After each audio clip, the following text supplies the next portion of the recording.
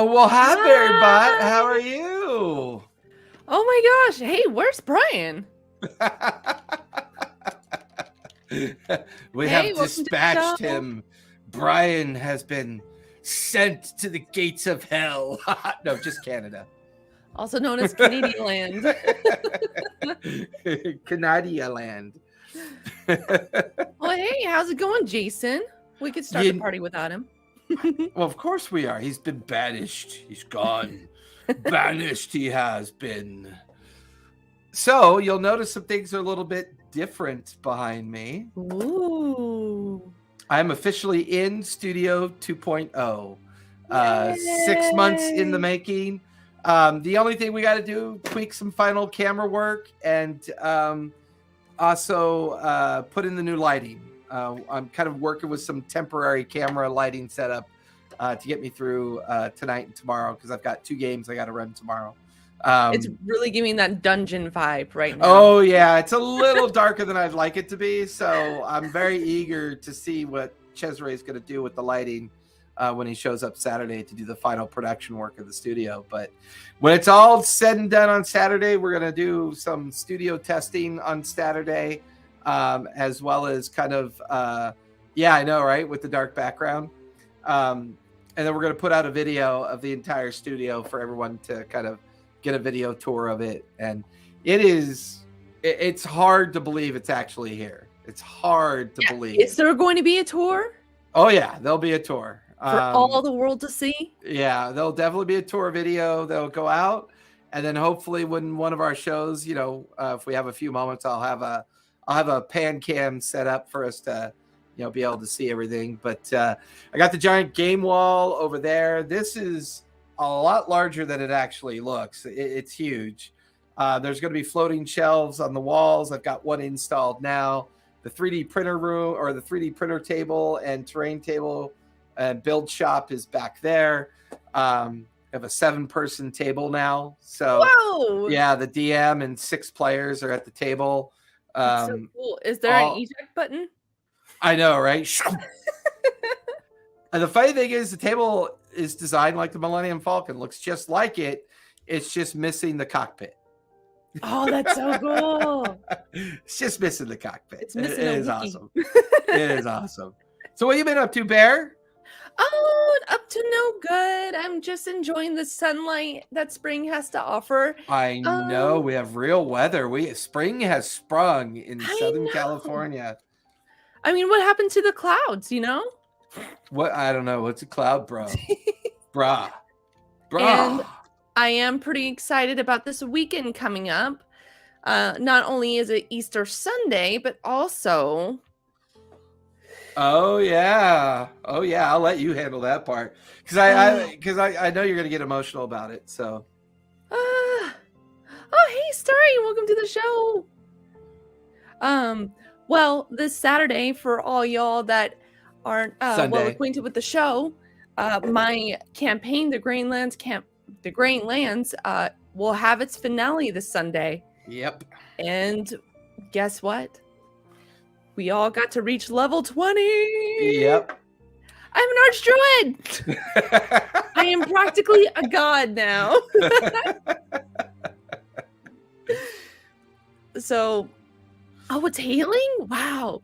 We'll send over some of that sunlight over to you, Starry. Yeah, Southern California officially sprung their summer. You wake up in the morning, it's 55 degrees. By 2 o'clock, it's 74 degrees. And then by evening, it's 55 degrees again. We're in our spring season. So it's been awesome. Yeah, I don't know about that 3 miles. I mean, we talked about it a bit, but, one of the things we're thinking of doing is, Barry had a great idea. In fact, maybe I should turn on our tags. I forgot I'm not running there we go. Barry had a great idea in regards to doing a after game interview with her in one of our episodes of RPG&Co and Lawfully Chaotic to talk about that. Yeah, it's funny, Starry. Where we live, you just assume it's going to happen, therefore you live with it. What I don't understand is how folks can live in hurricane and tornado alleys, man. It's because it's going to happen every season. No matter what, every year you're going to get either a hurricane or you get a tornado. And I'm just like, I can't do it. I can't live in a basement. Well, I guess I could. I just play D&D all night. There you go. Oh, you're in the Northwest. Just in the dungeon. Good. You're good. You just got to get through those May Grays up in the Northwest. Yeah, so that's what's happening this weekend for me. So yeah, you want to talk to our folks about what we're going to do today? Well, everyone, thank you for joining us for another episode of Lawfully Chaotic. This is a very special episode where we're going to be talking about, I don't know if you all heard about the new D&D movie that's out. D&D movie? What is that? D&D 5e forever. Hashtag the druid is OP, owlbear for life. Yeah, so we're going to be talking today about the movie because Jason and I have done our due diligence and have done our homework watching the movie just for you guys. Oh yeah, it was horrible homework. Couldn't believe it. It was terrible. All the popcorn, all the candy, all the Dibs ice cream. That's what I got. All the stuffs. What's D&D? Excuse me, sir. We're about to educate you. We're going to try and keep it spoiler free. I mean, there are going to be some cool, references to some hidden D&D characters that have been stuck into the movie. So we're going to be taking a deep dive today. And chat, feel free to join and chime in on all the fun and exciting moments that you have seen in the movie. And yeah. So first off, Jason, what did you think of the movie? Well, before we go there, I got to find something because I don't think she was a barbarian. I think she was a fighter. Number one, she never raged. She never raged. Although her fighting style made you think she was raging. So there might be some truth to that. But in my D&D Beyond, which I don't want to look for now, are the character sheets for the no, actually she does. There's a character sheet for Holga in the content. Yeah, there's a character sheet for all of them that was released as part of the promo for the movie. It's somewhere in it should be on her character sheet. I thought she was listed as a fighter when I last looked at it. But, I thought she was a barbarian. Yeah, I mean, I don't think hairy armpits allow you to be. I don't think hairy armpits automatically assume you're a barbarian. Oh, I mean, obviously, maybe she had to braid them. I mean, I don't know. Overall, I love the movie. I really enjoyed the fact that I clearly I'm a generational player. You can tell by the white hair and the really, you can tell. Yeah, just back in my day, we didn't get D&D movies. We used crayons. So after 40 plus years of waiting for at least a very entertaining movie in regards to one of my most favorite games in the world, hits the mark. Definitely hits the mark for me. And I will concede to Bryan's concern about it being Marvel-esque. It was a little Marvel-esque at the end, and that was fine. And yes, you are correct. She was a complete fucking badass. I loved her. She dominated. Character. Yeah. I loved her character. A humanoid without class. I see what you did there. Oh, that's good. So we may circle back to that because I think that's in your notes, right, Bear? Did you put something about the 2000 movie in the notes? I don't remember. We will definitely circle back on that because I definitely want to pick your brain about that because I haven't seen that movie. Yeah, it's interesting. Well, if she has Reckless, then she was a barbarian. I don't know why her character sheet is blank. That's interesting. Yeah. Yeah, I don't... Maybe one D&D is getting rid of rage. Maybe she multi-classed and just didn't... Yeah. Yeah. I love Michelle Rodriguez, by the way. I think she's amazing. She was awesome. So here's the thing about the movie, and then I want to get your opinion next, Bear. Uh-huh. It's entertaining. They did a lot of live action, which means you're not overwhelmed with a lot of, unnecessary CGI. Mhm. The lore is pretty solid. A few gaps, but not that it matters. I think they represented all the generations quite well. And I think if you had a family of various ages and interests, you could go see this movie and have a great time. I really do. And that's saying a lot, considering, a family of 4 going to the movies is going to run you about $100. So, I don't, offer that up lightly, because, me, Callista, Brandon, and Cesare all went and saw the movie together, and we had an absolute blast. One of Callista's Did you get friends, the D20? Yeah, one of our players bought one for us because they all sold out. So here's the D20 popcorn bucket that they were selling. Somehow it opens. I don't know entirely. Oh, there it goes. So, the D20 popcorn bucket. Lots of fun. I'm glad you guys got to enjoy it. So yeah, it was a lot of fun. I like we agreed. We're going to try really hard not to give too many spoilers. But I will say this much: the way that they handled the storyline, the different generational actors. You had young, mid-tier generational actors with Chris Pine, and then obviously you had, God, what's his name from Notting Hill? Notting Hill. Yeah, the actor who played the bad guy, kind of the. Yeah, I forget his name too. I always forget his name. I listed him as Blair. I know. Hugh Grant. Thanks, Mal. Thanks, Mal. Yeah, Hugh Grant. I mean, he's been, I'm not used to him being in kind of mainstream pop culture. So, yeah, I know. I honestly think they didn't run enough of the different, all the really cool things. There was a tankard you could get. There was the D20. There was a map you could get of Forgotten Realms. A map?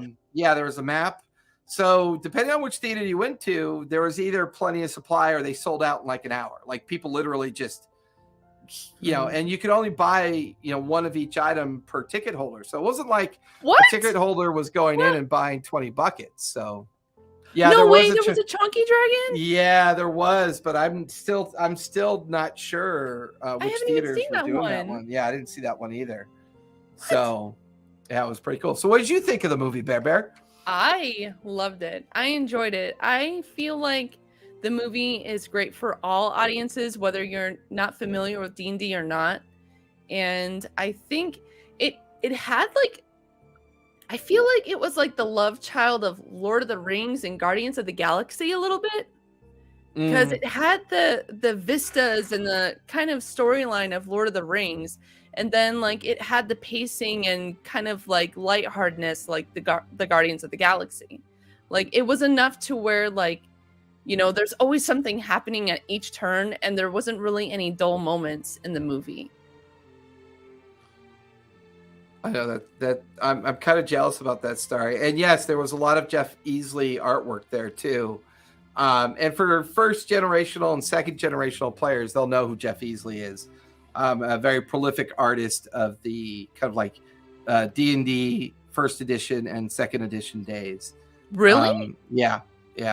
I think this is so hard because I don't want to do spoilers, but there is a really cool scene at the end of the movie that was obviously an homage to the Hulk, and I just thought it was great. With the owlbear at the end and the main bad guy.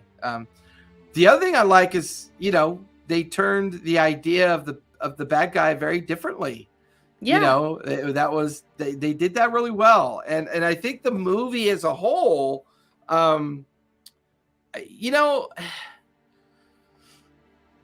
I to a certain degree, 3 Miles, for those of us that are really excited about the movie, the first 10 minutes are going to feel that way to us because of expectations. But you got to give them a chance to set the storyline. You got to do the lead in. You got to introduce the characters. You got to, it's got to happen. And I actually, obviously, the beginning was actually my favorite part. Yes, because I like watching how they set the storyline and all the nuance of it and the sub arcs, and you meet all these interesting characters at the beginning. So for me, I enjoyed the first 10 to 20 minutes of it. I thought it was really good. I freaking enjoyed the fact that they showcased the Dragonborn, the Aarakocra, and I forget what the snake people are called. I do apologize, but Yanti. What was super cool is that they used animatronics for them. It looks so good, and I'm so happy they went with that. It made it so much more like so much more endearing, and a lot less like, the Guardians of the Galaxy movies, because there's like a lot of CGI and explosions and stuff like that. So yeah, it's cool to see old theater like animatronics still, Well, I think it helps. I think it helps with the story, and I think it helps, with the actors. I think, it also, practical effects are always my favorite. I mean, I don't know if anyone out there has seen Mad Max Fury Road, but like 95% of that movie was all live action stunts. The only CGI in that movie was the storm. Other than that, it was, Yanti. Wanti. It was so cool. And like they packed like so many different races in just a short amount of time. And I was just like, oh my God, that's that. Ah! It was so cool. Potatoes. Yeah. And then, and the place that they were at, was that Neverwinter? Mm-hmm. I actually got that, and I never even played there. and I think that was where my real love for this movie came from, is that it takes place in one of my favorite realms, in the realm of Forgotten Realms. I just no, I hate to break it to you, Mal. If you go and watch the documentary with the production team, all of the only CGI, like the heavy CGI, was the big storm. So if you go back and look at that documentary, it'll blow your mind. I thought it was mostly CGI myself until I saw that documentary, and I was shocked that it was mostly stunts and live action. No, sorry, don't care. Shots fired. Oh, get back to the movie, guys. Disadvantage all day Sunday. Documentaries, publicity, not reality. Disadvantage all day Sunday, just for that. Yeah. So, what did you think about the movie? Like, in terms of like, do you think they use the rule of cool for some of the scenes? Oh, absolutely, absolutely, and I think it's appropriate to do that. Obviously, the when they dropped a new level of unlocked. Where's Bryan? That's only because Val's in my game and we get to tease each other all the time. Otherwise, I'd be banished for sure. Especially since Torch is like a master note keeper. I think, number one, we talked about it in the trailers with the owlbear, like the druid turning into an owlbear. I think with the overutilization of wild shape, was fine. Yeah, I feel like they spammed it a lot, but they were trying to like showcase what the druid can do. Yeah, and I was okay with that because once again, the rule of cool made sense to the story and made sense, even in a wild shape, showing how it's not like a get out of jail free card. It still has risks and it has dangers, and I like the way that they did that. Yeah, I think the Bard character struggled a bit when it came to how they fit into the rule of cool. I think, the wand was kind of cool. Definitely a bit of rule of cool. But I think the difference between playing a game and telling a story through a movie, I mean, it's all relative to how you tell the story. Right. And I think using the rule of cool for a lot of what they did was solid, because then you have, the Speak with Dead piece. And I thought we never laughed as hard as we laughed just so hard during the Speak with Dead scene. We thought that was amazing. That was pretty funny. Because we know that happens. I've seen it happen in my games.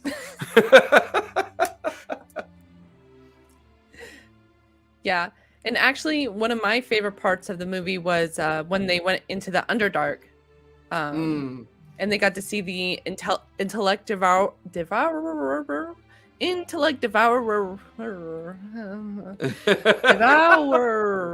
Devourer. And we got to see a very pudgy dragon, which I thought was super cute. Chomp the dragon, yeah. Which I found out is an actual lore character named Thumbershoud? Yeah, something like that.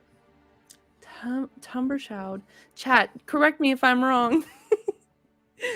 Yeah, Torch, when that dragon, like watching that dragon like move, I was just So rolling. cute. It was so hysterical.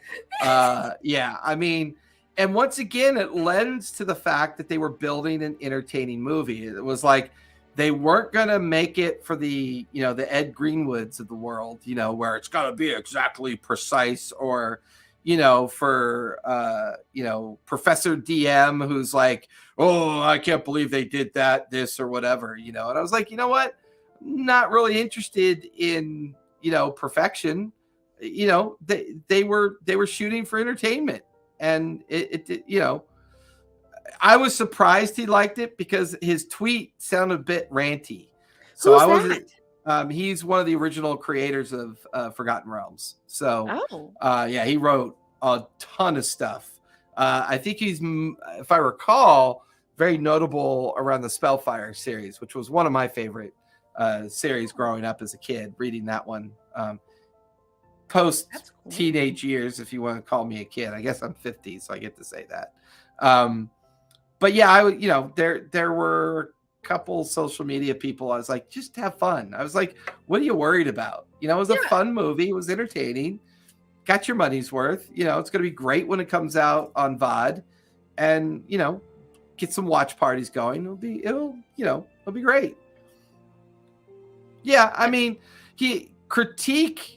when you critique a movie that is overly leveraged against a very popular game, I think it's a little bit tough. Yeah, he did the Red Wizards of Thay lore for the most part.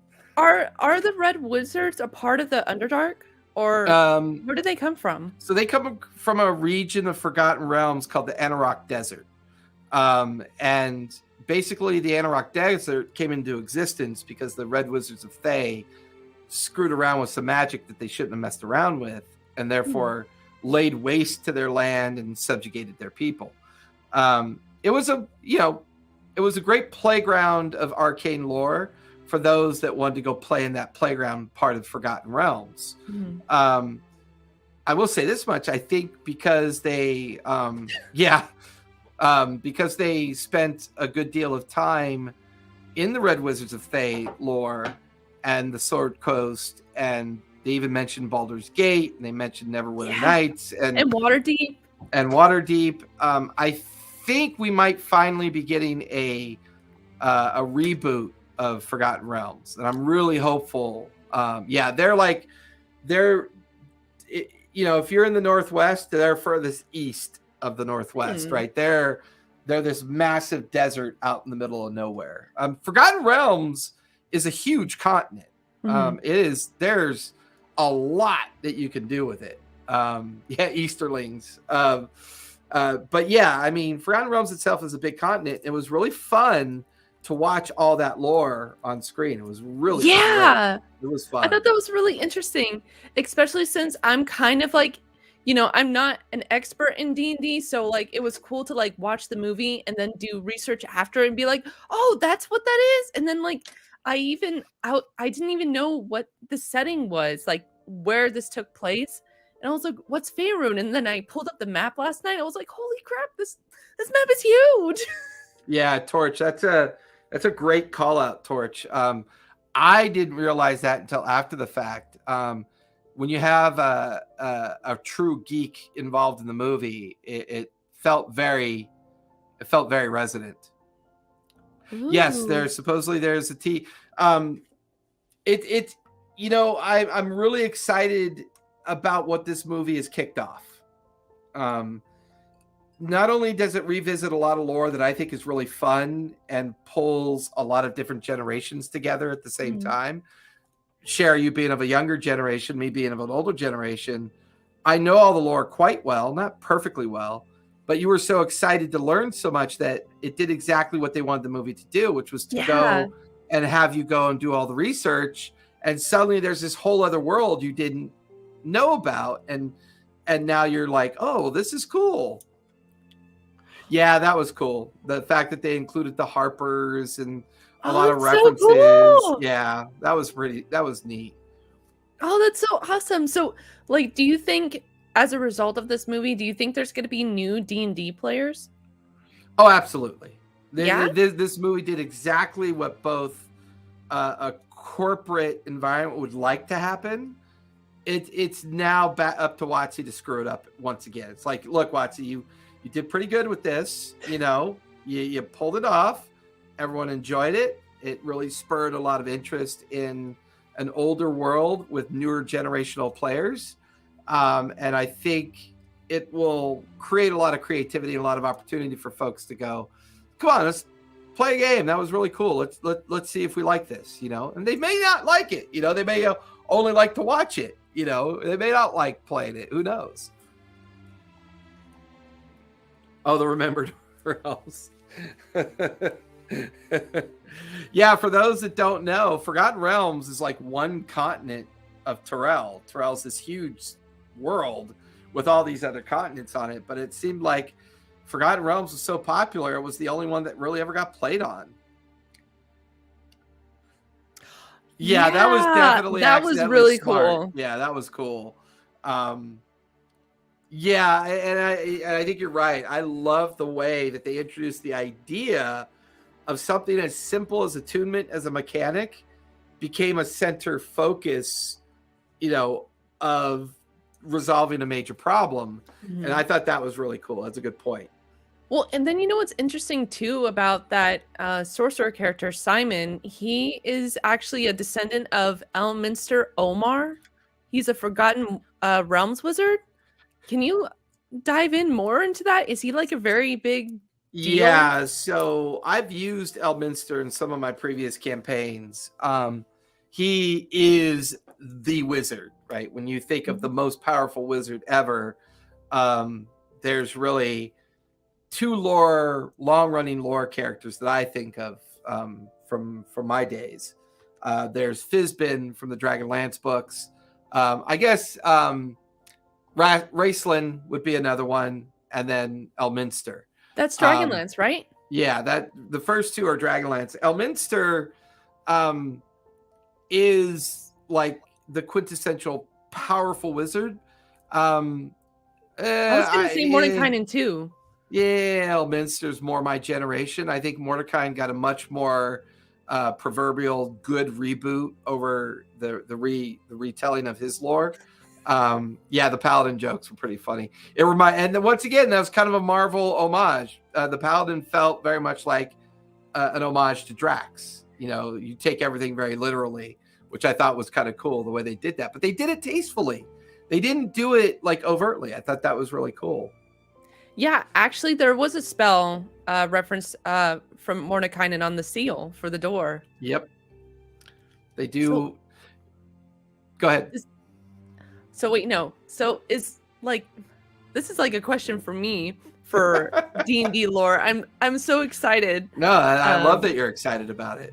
Yeah. I also hope that they show Waterdeep in like the future because I've always wanted to go. But so Elminster is a very famous wizard. Is he like comparable to Mordenkainen, or is like? Because I know from what I understand, Mordenkainen is in one of the 9 hells and he's doing research, right? So I think Elminster at the beginning of the Forgotten Realms lore was very much designed to be a traditional powerful wizard that was helping people get guided through the world and solving problems and being a part of all the lore of Forgotten Realms. Mhm. Where I think Mordecai becomes more popular is that Mordecai actually interacts with the world on a regular basis, travels to Avernus and travels to the Nine Hells, and Oh. like Elminster was kind of not the typical tropey bad wizard. He was the good wizard. That's so cool. He was Gandalf with real wizard powers, or Oh, that's so cool. like for me, Elminster was my Gandalf. Like as an actual wizard, Gandalf is pretty disappointing. He doesn't cast a lot of spells. I mean, he's constantly complaining about how the world's coming to an end, but yet he doesn't really cast a spell to save the world.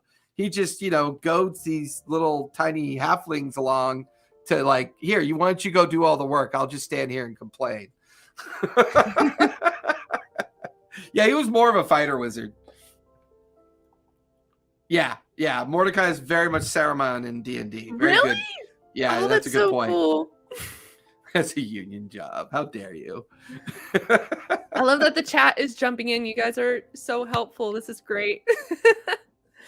And then like another thing too to point out in the movie is that the 80s cartoon characters were also in there. Yeah. Have you watched the cartoon? I grew up on it. You too? Yeah, I grew up on it. I love that cartoon. I thought it was great.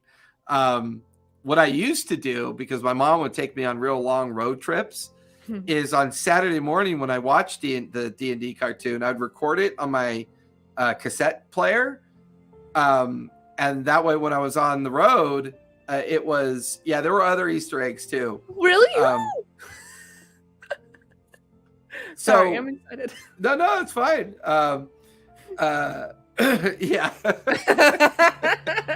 I mean, it was, and I thought they did it really tastefully. Like in the maze part of the movie, the obviousness of the cartoon, the homage to the cartoon was the group. The only thing I wish they would have included, just because I'm being a little kind of nostalgic here, is the little unicorn. I thought you were going to say that. One of my favorite aspects of that group was always the fact that they were always empathetic to the magical pet that kind of, ran around with them and stuff. So to your earlier point, Bear, this could foster a new animated series as well.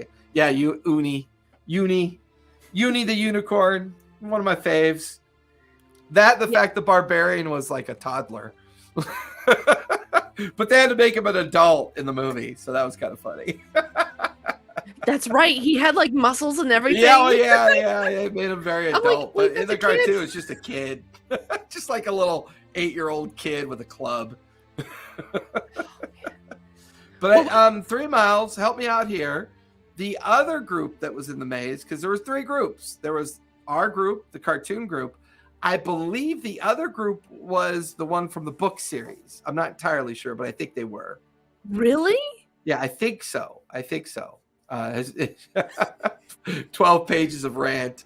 I think he's definitely going to enjoy saying I told you so about the Marvel references. Mm-hmm. And I'm okay with that because they were tastefully done. And I'm okay with that. The cover art group. Thank you. That was the other group that was in it. Really? Yeah. So the other group that was in the maze was the cover art group. Save it up for a 3-hour special. You might be right because we haven't heard from him for a couple days, so he's been busy. He's saving his energy. Yeah, he's saving it. He's drinking a lot of Canadian whiskey to get ready for his rant. Oh, that's so cool. I love that they did that. Like they really did pay a big homage to D&D, I think, in the best way that they could. Well, and your notes about the monsters really floored me. They did such a good job with the monsters. They really did. And a lot of what's in this movie, when we circle back to my opinion on the 2000 movie, it'll begin to make sense. Cover art for the Sword Course Adventures Guide. So in the D&D Beyond, it's the cover art for that content. Really? Book. Yeah. I love that. Yeah, that's true. Yeah. I remember that. But yeah, like, I mean, the owlbear was done well. The Displacer Beast, the Gelatinous Cube, the Mimic. I would say I enjoyed Chunk, but I didn't get enough dragon. I'm a huge fan of dragons, and I just like lots of dragons. It's one of the reasons why I enjoy watching the Vox Machina animated series, because it's all about dragons. The whole, Chroma Conclave. Yeah, it's all about dragons. But I love dragons. They're a lot of fun. But I would say the little intellect devours in the Underdark were hysterical. Yeah. Oh, it was hysterical. It really was pretty funny. I enjoyed it. Yeah. And chat, what was your favorite scene, by the way? I would love to hear it. The Black Dragon and the lore story was pretty good too. Yeah. Yeah, if you've seen it, let us know what your favorite scene was, because there's a lot of good ones in there. Yeah, in fact, when I was speaking with Epic Jim, he was saying that he was a little bit disappointed there wasn't a beholder. In 2000 they kind of killed that hope, and I'll talk about it. Oh yeah, they tried that in the 2000 movie. It was just awful. It was so bad. It was just, oh my God, the Conjure illusion. That was so funny when the illusion spell started failing. It was absolutely hysterical. You know what I also like too about Simon is that he used wild magic. He did. That was so cool. Yeah. And the way that they utilized it too was so interesting. And I think one of the things I didn't get enough of is I would have enjoyed the Paladin being with the group the whole time. I think that would have been fun. I think that would have been interesting, and they could have played off each other. Yeah, the whole movie was good. I'm shocked that it was good. Yeah, the heists were. So, Mal, you bring up a good part that I thought that they did very well with the overall content in the movie. They really helped people understand the idea. He totally was. Yeah, he totally was an NPC.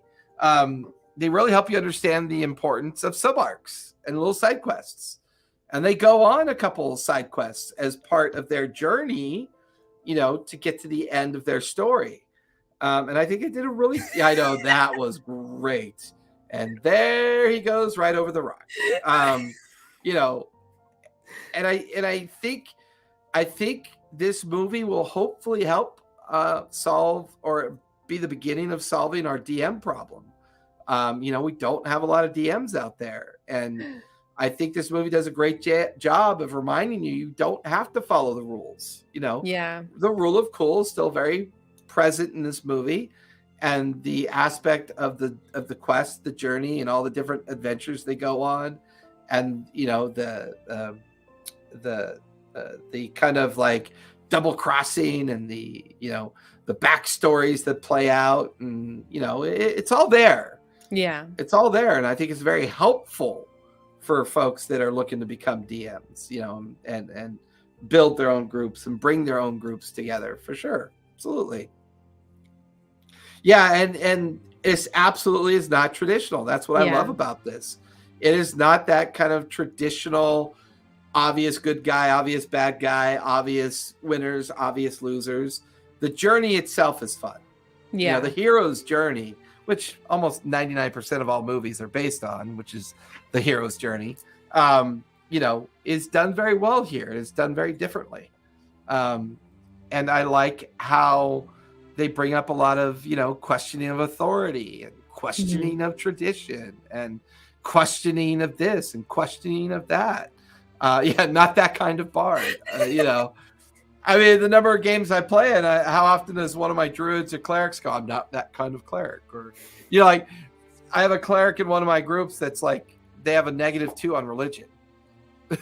What? They're always telling the other players, I'm not that kind of cleric. And that's what I liked about the sorcerer too, is that he wasn't a hot shot either, which I thought was really cool that they played him in that way. And also during the movie, I kept on thinking oh, this is a nat 20. Oh, this is a natural 1 that they did. Thinking the mechanics as you watch a movie. Yeah. Bear, you might have a problem. You should seek help. I know. It's like in that Underdark scene with the paladin, nat 20. I totally think that was. Oh my god! And there's a great scene when you get introduced to the paladin for the first time, when they pull someone out of a fish and make that joke. I thought that joke was great. Oh, yeah. and I liked how they tied the Red Wizards of Thay into the backstory of the paladin. I thought that was a great way of once again using the NPC as a way to drive the story towards the group. And I love how everybody has like a tragic backstory too. Yeah, that's how most of the characters are created in D&D too. Yeah, that was pretty cool. And let's face it, one little spoiler I'll put out there. When I saw Bradley Cooper as a halfling, I just couldn't stop laughing. I thought that was great. I just thought that, and he liked them big woman. Yeah, when I saw him, I was like, "Wait, is that Bradley Cooper?" And I do find it interesting that they did a lot of gnomes as backdrops. Yeah, they did. Too. A lot of gnomes in the movie. I thought that was really cool too. Yeah. I mean, that's kind of the way it works. It just, I mean, I've had players write very kind of vanilla backstories of no tragedy.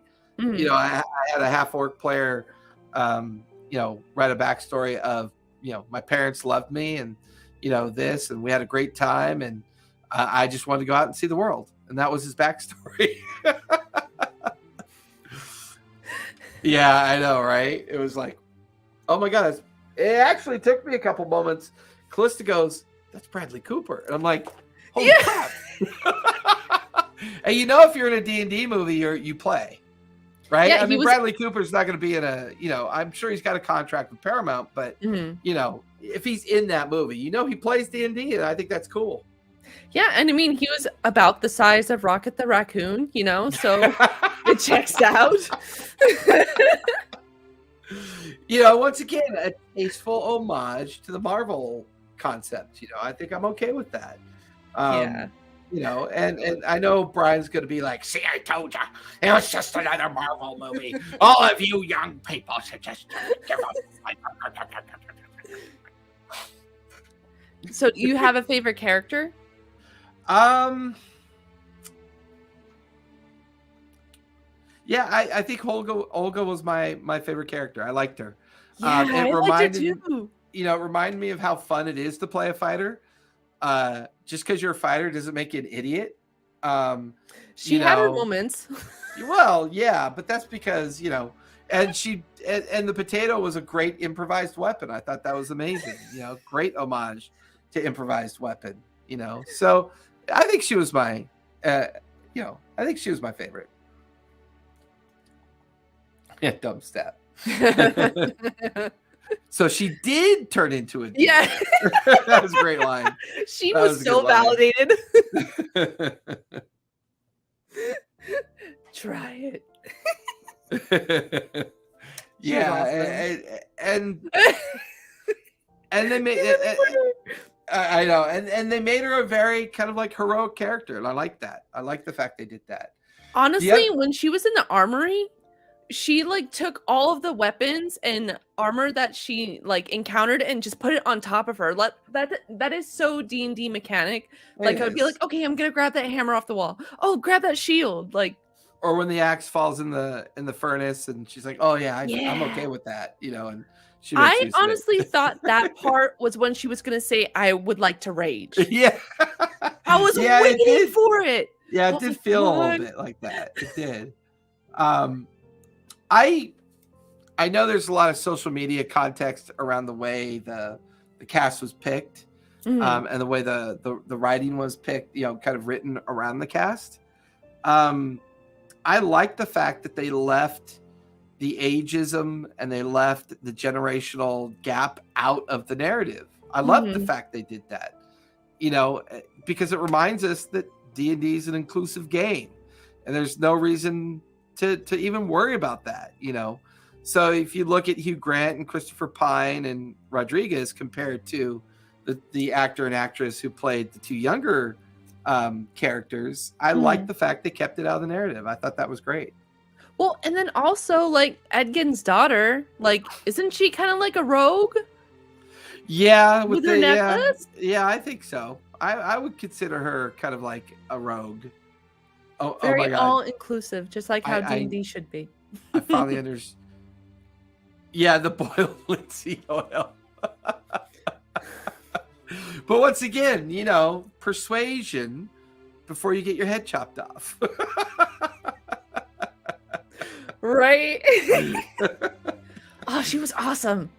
Chat, How'd you who like was the your spell favorite effects, character? Bear? Did the spell effects like match your expectations? Ooh, they had Big B's hand in there. The red hand. Oh, it was so cool. And then, sorry, I'm getting like really excited. But Misty Step was in there. There was also Speak with Dead. There was Magic Missile. That was super cool. Sorry, I'm getting like super excited. I love the staff. I thought the staff was a lot of fun. You should definitely go see it, Flan. It's really fun. Yeah, it's fun.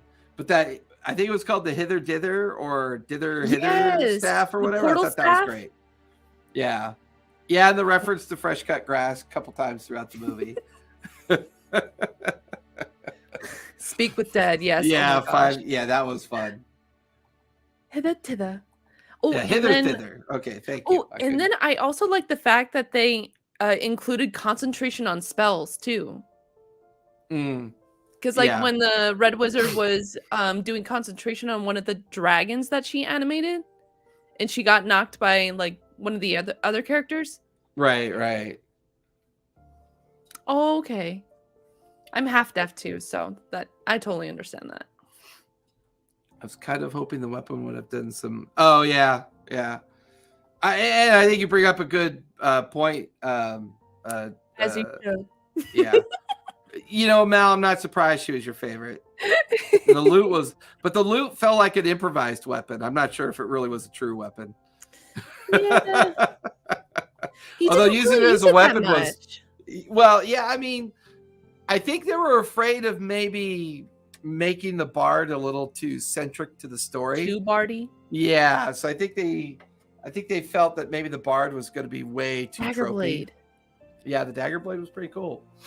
The dagger blade from is it the green one? I think the green blade. Green flame blade, or I thought that was what they did was green flame blade, but I could be wrong. I know there's a name for that though. Oh, see, I didn't do my homework.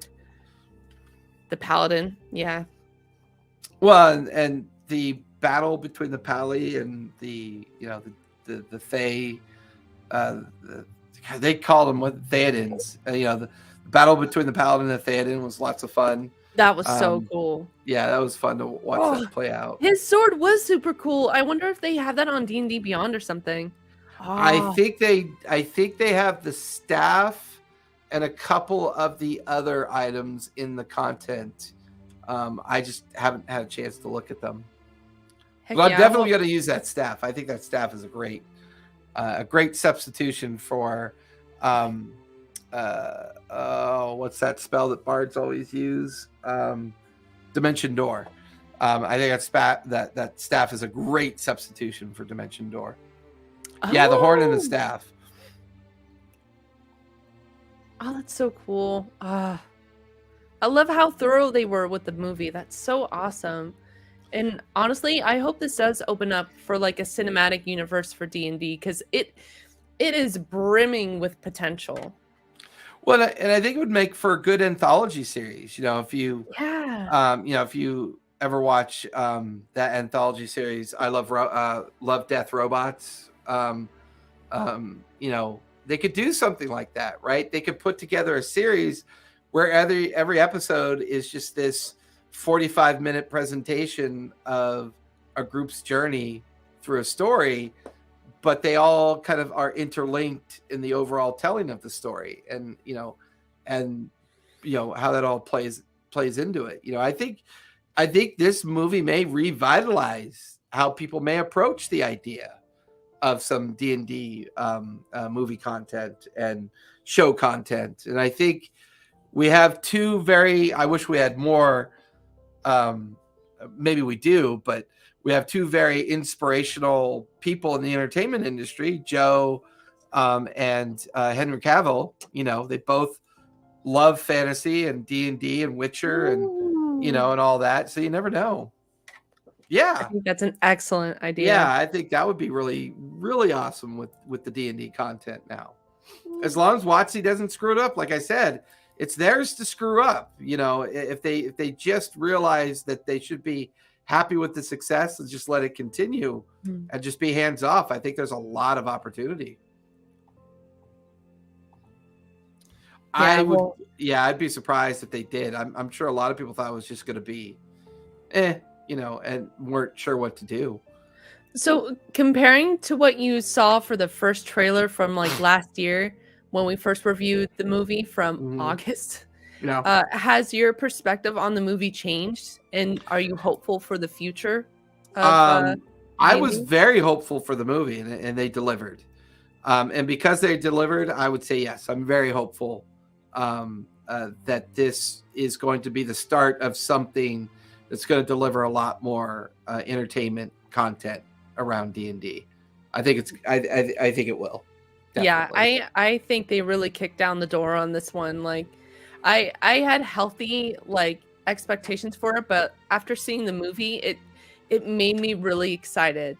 And then especially since like it propelled me to look into D&D lore even more because I was curious of what I saw in the movie. So I hope that they keep on doing that, because then like for players and, you know, newbies alike, this will be a treat. Yeah, I agree. Now, I do want to take a moment to compare it to the first D&D movie back in 2000. Yes. That movie came out during a time when there were a lot of identity crisis. There were a lot of, you know, TSR was going out of business. WotC had bought the license and were taking everything over. There was the OGL was coming into existence for the very first time in the year 2000. So there were a lot of interesting things going on. I think that the D&D space wasn't quite mature enough yet for a movie to be done. And this felt like a studio that had money to spend, and they really didn't care what happened to it. They just were going to spend the money, and it was just going to come out. Hey, Cesare. Hello. New studio, who dis? Cesare is the one who designed the studio. And we'll be out here Saturday to do the last of the production work. So I would still advise everyone who hasn't seen it to go and see it. I would be very interested in hearing back from people about their opinion of it, because I think it's important to understand. Yeah, I would agree. I not only that, I think they falsely believed the movie was its own marketing campaign, and therefore they put all their eggs in one basket, and they really shouldn't have done that. Yeah, it really was, and it was done poorly. And to remind the community, you know, the creative community bailed them out with the OGL license, and we know how that went, you know, this year. So once again, I mean, I would go see it just so you have the experience of comparing it to how it's done right versus how it was done poorly. Yeah. And throwing a lot of money at something is not going to instantly bring you success. You know, just because you put Jeremy Irons in a D&D movie doesn't mean it's going to be a great movie, you know. And they had a great cast. It was just really shitty writing. It wasn't ready for special effects prime time. And they were terrified of calling anything D&D. It felt like a movie that wasn't even about D&D. It was very half-hearted, would you say? Yeah. And one of the Waynes was in it. Oh, really? Yeah. Of course, they killed him within like the first 20 or 30 minutes of the film, which I thought was horrible. I think if you ever want to just see a poorly... Wow, Mazes and Monsters definitely was a better movie, and that was an anti-D&D movie. Wow. You know, yeah, it was a horrible movie, but it's campy. what turned me off of the movie was just how horribly they did the Beholder. I was like, okay, if you're doing a rework of your production and you see that Beholder up there, there's no way. Yeah, there were a lot of direct. Oh yeah, if you go to Google and you Google, I got homework to do. Yeah, all the D&D movies that were released, you'd be surprised at how many there are that just never went to the movie theaters. They just went right to, they went right to DVD. What? Dare I say VHS? No, I won't say that. Barry's like, what's VHS, old man? Well, no, I was trying to think of a clever way to say like double damage for DVD movies. I don't know. I was trying to be clever. It didn't work.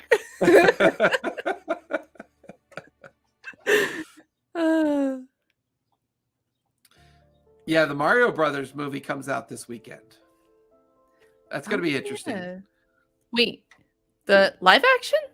I believe so. Yeah. Wait. I believe so. It's this weekend, isn't it? My kids were asking me to take them, so I assumed it was coming out this weekend. Wait, the live action or the animated one? I don't know, to be honest with you. Oh. I know. They said, hey, Dad, let's go see the Mario Brothers movie. I'm like, okay, what is that? Well, I know what it is, but I didn't know, what genre the movie was taking place. Yeah, the commercials really are everywhere right now for it. I don't watch TV. I only watch Netflix. Yeah, what's a commercial? Yeah, right. I just push skip ad. I just pay the $12 and avoid all the ads. That's how much I hate ads. Well, it looks like we have run up an hour. Well, we do that. We do that every week. Gosh. Time flies when you're having fun. And we'll have Bryan back next week. Rant Cam edition. Yep. We'll get his review. And me and Bear will quietly sit here and make fun of him for an hour as he rants and, pontificates. Chat will join in. All right. You want to do rollies? Heck yeah. I've got dice. Join on the fun. I got dice. I have to roll my table. A brand new table that Cesare built. If he hasn't lost his voice, I know, right? Yelling at the screen in the theater, hey, they did that wrong. Why am I rolling so low? Arr. What'd you get? I got a 4. I got a 7. What? Yeah. We both rolled under 4. Well, we both rolled under 10. What? All right, Joe, you got to go. You got to roll us out. So, as a reminder, movies are meant to be entertaining. If you think a movie is going to solve the moral problems of this world, you're watching the wrong movies. Considering how much it costs to be entertained, go see it, have fun with it. D&D is meant to be fun, and it's meant to be entertaining. And it's meant to be a time that you spend with people and have a good time. Do it in the movie theater and enjoy it. It's lots of fun. It's well done. It's well told. There are nuances and gaps, but not worth even really mentioning because it doesn't really do much to the indifference of the idea of the movie. So go see it. You'll love it. You'll enjoy it. And then talk to your friends about it. And maybe, you know what? Get a game together. Playing D&D is a lot of fun. You should try it. Yeah. Where can we find you, Barry? Hey guys, thank you for joining us for another episode of Lawfully Chaotic. I hope you enjoyed this episode and we'll go out to check out that movie. It's a whole lot of fun. You can catch me over here at BarryBot on Instagram and anything else in the interwebs named BarryBot. And also check us out. Well, check me out. Well, actually, both of us, Jason and I, on Sundays for the Graying Lands campaign, which will be in its finale. I will get to say goodbye to my arch druid, level 20. Yeah, it's gonna be a bag of mixed feelings, but what a wild ride. It is. And you can find me over at the TTRPG Academy Twitches. There you can find my LinkedIn social and or my tree link, my Linktree social, and you can find all my YouTubes, Discords, and everywhere else you want to find me. And yep, to Barry's point, the finale of the Grain Lands will be this Sunday. It's going to be very interesting. See how much I'm going to cry, but you know, it'll be fun. It'll snot and tears everywhere. All right, everyone. You know, TPK. Tell a story. Play a game. And be kind. Good night, everybody. Good night, everyone.